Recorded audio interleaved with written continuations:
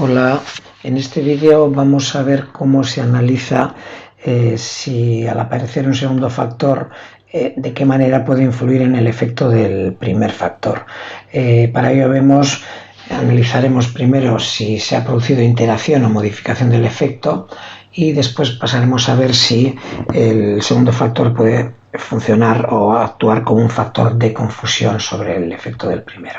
Bien, para analizar interacción entre los dos factores, para ver si hay modificaciones, hay que hacer un análisis estratificado. Lo hacemos por medio de Statulator, las opciones estas de análisis estratificado, de arriba a la derecha, y bueno, metemos los datos de las dos estratos, de los dos subgrupos, y el programa nos va a producir resultados como estas tablas que aparecen aquí, estos dos ejemplos, ¿no?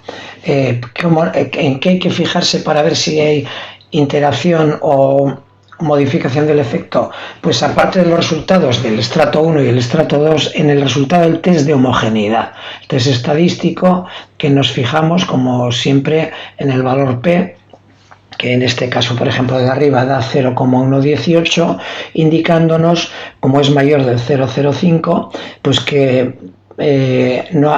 habría homogeneidad entre los estratos, que no se produce interacción o modificación del efecto.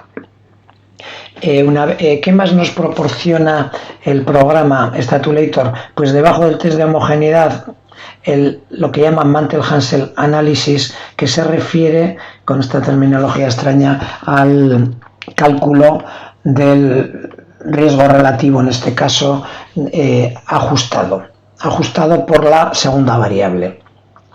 En este caso, pues lo podremos comparar luego con el bruto. Pero básicamente esto es.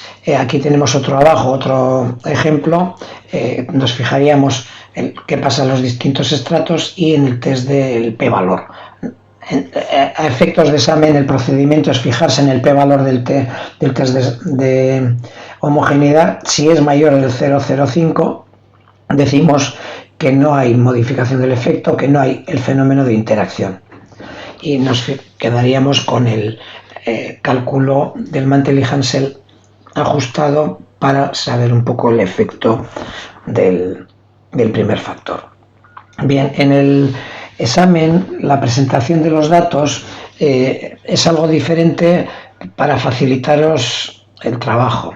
Aquí está incluida el odds ratio bruto o el riesgo relativo bruto, lo que entre en el examen, en el ejemplo, con su cálculo y su intervalo de confianza. También la información por los estratos, en este caso pues los subgrupos pueden ser hombres y mujeres, y aquí abajo estarían los resultados del test de la homogeneidad. Nos fijamos en el valor P, en este caso si es un valor menor del 0,05, concluimos que hay diferencias entre el efecto del factor estudiado, el que sea en hombres y mujeres, y nos fijaríamos en qué efectos son. En este, por ejemplo, vemos que el intervalo de confianza no atraviesa el 1, sería un efecto de riesgo para el grupo de hombres, mientras que en mujeres, a pesar de que también es un odds ratio más alto del 1, su intervalo de confianza atraviesa el 1, ¿no?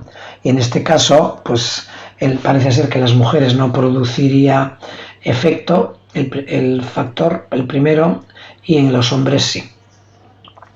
El dato que nos dan del Mantel-Hansel, que en realidad es el cálculo ajustado, sea los ratios, sea el riesgo relativo, es el que podemos luego comparar con el bruto que teníamos arriba en la primera línea. Bien, ¿cómo vemos si el segundo factor se comporta como un factor de confusión? Al analizar el efecto del primero, comparando el riesgo relativo a los ratio crudo, que se había calculado, y os facilitamos en la tabla previa, compararlo con el ajustado, que es el que en la jerga de Statulator habla del Mantel-Hansel en el análisis estratificado. ¿Cómo se comparan? Pues vamos a ver si las diferencias entre las estimaciones o los cálculos crudos y el ajustado son diferentes o no. ¿Qué diferencia se considera clave? Pues si es menor o no del 10% las diferencias entre unos y otros. Si la diferencia es menor del 10%, pues diríamos que no es factor confusor, y si fuera mayor del 10% diríamos que es factor confusor.